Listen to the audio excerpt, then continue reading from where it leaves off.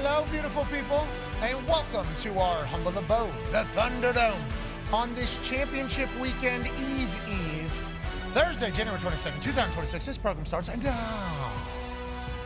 football is the greatest. We're so incredibly lucky that we get a chance to chat about it, and we know that on this particular championship weekend eve, that we only have 3 real football games left. So whenever you talk about like home run preparation and planning for your first team meeting, when you become a head coach, what's the first thing you're going to say to the team? That's like what coaches fantasize about. That's what they think about. That's what they work about. Everybody wants to be a head coach of a team. Whenever you have that chance, what's the first thing you're telling your team? He had thought about that thousands of times before delivering it, and now he's living it, and now it's like the proof's in the pudding. So now everybody that ever comes here knows this is exactly how we do it, why we do it. What a hire by Schneider up there. He kicked Pete Carroll the hell out. Yeah, he did. No, we love Pete Carroll. Schneider probably says, I love Pete Carroll too. We just needed something new. And Pete Carroll came out on radio like a week after he got kicked out. Well, we thought it was just separating. A week later, it comes out on radio. He's like, I went in there, I fought hard for that job. I competed. You know, everything's a competition. This is what I think I could do. This is what we could do. The electric substation, they have people that would like to see that thing have success in that. You know what I mean? So, Patterson Stadium. Yeah, there's going to. I was going to say. So there's going to be a lot of people that are going to come back the other way, and I think you're going to hear a lot of players be like, no, I think this is a direct correlate. I think this is what's been happening. I think you're going to continue to hear that, but then you're going to hear the counter argument, and then what's going to actually happen. At this exact moment, I would like to predict that we will never get an actual answer, but I hope that's not the case. I hope we do find out what's right for all of society and these players and athletes who are risking their bodies already. They don't need anything else trying to hurt them in the process. Yeah, and I appreciate, John Lynch saying, hey, they're gonna look into it. They're gonna see what they can do. And I don't want to be naive, but did you see how big that electrical substation was in comparison to the stadium? So even if, like, let's say that 100% this is contributing to this, what are they going to do? They're going to pick this thing up and move you it? practice in scuba suits. Well, yeah, you're going to, because guess what? That electrical substation, I don't think that thing's going anywhere. It's powering the stadium. It's probably powering quite a bit of homes around the area. Well, then is there one at other stadiums? Genuinely, I have not done the research. It's like, there's going to be I think there's going to be a lot of this, but I appreciate John Lynch, ex-player, being like, we would certainly like to know if something is making our investment not be available anymore. Like, that is certainly something NFL teams should be looking into. But to his point, who's going to be the authority on this? You know? What are your thoughts on the entire New England turnaround, and why is Vrabel the right guy up there, you think? I think there's 2 things, right? It's Mike Vrabel being the spokesperson for that. I also think it's Josh McDaniels. I think he needs a lot of credit for the development of Drake May.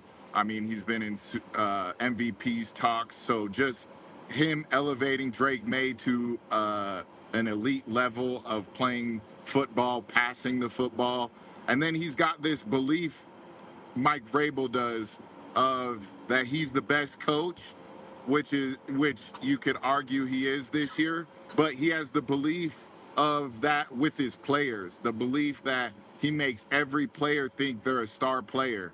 He has the relationship with them. You see him after the game, he daps the players up. He's doing his, like, no look with the wag, the stank face. Yeah. That just shows you the amount of love he has for his players, to know the identity of each player, for the relationship base, to where those players want to do anything and everything to not let him down on a football field. And then he's done a great job of creating that culture. Tell me what you know about Stiddy, and then obviously second preseason game, I think he went for like 300 yards or something. That's preseason, that's different, but the ball left his hand and went to somebody else's hands for a lot of yards just recently. As you mentioned earlier, I've been in the NFL now for 40 years. It seems like I have so many teammates all over the NFL, and Stiddy is one of them. One thing about Stiddy that I loved about him, even as a rookie, he was very cocky. I like that in a quarterback. I like a cocky quarterback just because they believe they can make any throw, they can win any game, they can do it all. Now, what I don't like about that is that can get you in trouble, right? Because you think like that you can make some mistakes because you think you can make all those throws. But knowing Stiddy and how he's been able to prepare and how he sees the game, he knows he has a good defense. He knows he has to take care of the ball. And I think you're going to see him just facilitate it to his playmakers. I think he's going to make plays when they need to be made. I think you're going to see him scramble a little bit more. I could see that. I think there's space to scramble sometimes against the Patriots defense, but Stiddy's going to try to deliver the football in his playmakers' hands. He's going to give his guys chances, especially when it comes to the red area. You're going to see him give his guy chances to go up and grab the football. You really got to come in and show those X's and O's mentality. And then when you get that X's and O's, you can build that relationship to then get that dog pack mentality out of folks. You can start calling people out a little bit more, and they know you're coming from the right space, at the right time. All right, last question. What are you doing? Are you playing still? And how cold is Utah doing with this superstorm we got going on right now, this super winter storm? Or are you guys out of it? I think that's on the East Coast, bro. We're struggling to get some snow, but the mountains look beautiful. Wow. He said they earlier talking about people with money. That's crazy. What's that? Yeah. That's a beautiful view. Where was he going? What was he doing? I don't know. What was he? He's running some errands. Got an Uber to the gas station or something. Getting a gallon picked of up a milk. couple snacks and Maybe he usually does a walk. Then he got outside. too cold. Cold. I'm gonna go back in. I'm gonna Uber. Yeah. It's 10. It's 10 o'clock. It's 10:52. It's about to be 11. That view of the mountains was beautiful. And it feels like everywhere in Utah has one. Yes, it does. Like everywhere you are in Utah, it's like somehow a building never blocks a view of an incredible mountain. What a beautiful state. That lake in the summer. The salt one? Yeah. Oh, Real Salt, the home of the Real Salt Lake Salt City. Lake. Yeah. So yeah. You're talking about the MLS. Yeah. home. Of course. Real yes. Salt Lake. That's right. First thought is, yeah. To me, it felt like Trav saying, "Hey guys, here we go. I cannot wait for another fun season with the Chiefs." Congratulations, Trav. That's what it sounded like. That's what it sounded like. Now That's how I took it. He's allowed to make any decision that he wants. He's earned it, and obviously he can make any announcement he wants. But him saying that and then that going out, he knows that people are going to immediately think to themselves, "Wait, you're going to be back in the building then?" That's what that means. We're excited for that. We would like the Travis Kelce, Patrick Mahomes show to continue to roll on, but we understand that life after ball is certainly waiting, and I think it's going to be fantastic as well. So we're excited for you, Trev. You've earned it, by the way. You've earned this opportunity to be able to do this. Now, Then Monday, we're all in on the White House fight. We don't have anything laid out. Nothing. It'll all start Monday. okay, all right. And no disrespect to Chandler. We love Chandler. Chandler's one of the. You don't have enough time in your show for me to talk to you about how awesome Chandler is. And you know how I feel about Connor and everything that he's done for the sport and this company. But yeah, that's not the fight we're going with. Go ahead, AJ. Dana, I mean, I know you're saying that's not the fight, but is there anything? I know Connor's been publicly asking for this. He wants to be on the card. Is there anything that you're looking for him to do to prove that he's responsible and he can be the guy to headline that card? Connor and I have a great relationship. We talk a lot, through text, and yeah, he's definitely in the running Okay. for this fight. What coach is going to win the Coach of the Year? The AP Award finalists have been named, and we are lucky that we have one of the AP voters right here. Yeah. In our presence right now, AJ Hawk. And I would like to throw it over to this man. Did they get it right? Did you get it right? How did you feel about your particular ballot whenever the actual finalists were named? And is there any storylines in the awards that we need to keep an eye on? Yeah, so there was 3, 4, 5, 6, 7, 8 categories total. I had 4 out of the 5 guys in 7 of the 8. Comeback Player of the Year, 5 out of 5. There was no real surprises in that category.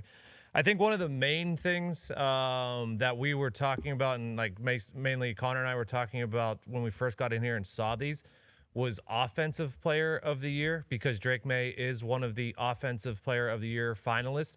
And this is a weird one. So last year, Saquon won Offensive Player of the Year. Josh Allen won MVP, was not in the Offensive Player of the Year finalists, but Lamar and Joe Burrow were. So this is a weird one because it's like, hey, the MVP is a quarterback award. Everyone knows that, okay?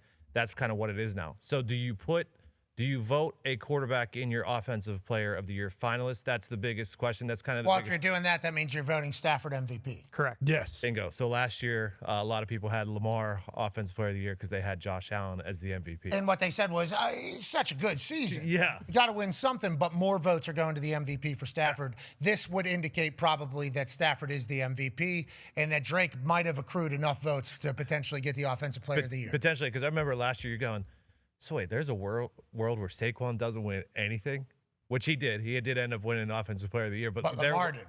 Correct. Yes. So Lamar didn't win anything. So that was one of them. Daniil Hunter wasn't in the top 5 for defensive player of the year, which I just didn't agree with because I thought he was one of the best 5. Who would you have taken out? The one in blue. Oh, Aiden Hutchinson? Come on. What are you talking about? He had a great year. He had a great year. But I just thought Daniil Hunter had a better year. Yeah, so both Houston's ends would have Yeah. been represented, which I guess is good for what the season they had. No New England Patriots on there for Defense Player of the Year finalists. Yeah, no, especially just because the main guy, Milton Williams, didn't. He missed a lot of time, and Christian Gonzalez. Another cool thing is McCaffrey. McCaffrey's nominated for 3 of these awards, which I think is the first time ever. Yeah, everybody's like reporting it like we think this is the first time ever. We aren't 100% sure. Like even Schefter was like believed to be the first time you have been nominated or somebody has been nominated for 3 different awards. Comeback Player of the Year, you forget about that. You forget about last year where 4 days before the games start, we learned that Christian McCaffrey probably not playing football, and then the Niners go into the dumps. And then this year, he is the entire offense basically for the San Francisco 49ers. Through a lot of injuries, none to Christian McCaffrey, he continued to carry them out there. This was a lot of really good finalists for the comeback player of the year. Any of these guys in any other season probably could have won it. And the big talking point last year was that it went from, hey, you needed to actually be dealing with something to be comeback player of the year, and not Joe Flacco, who was just not in the league and then came back, because that changed after the Joe Flacco, DeMar Hamlin thing. Trevor had injury to... he had a bunch of it. He had a shoulder hammy. and I want to say it was a knee or something. He missed a bunch. Obviously, Diggs had the ACL. Hutch had the entire leg. Dak was out for the majority. I think he played like 5 games last year too.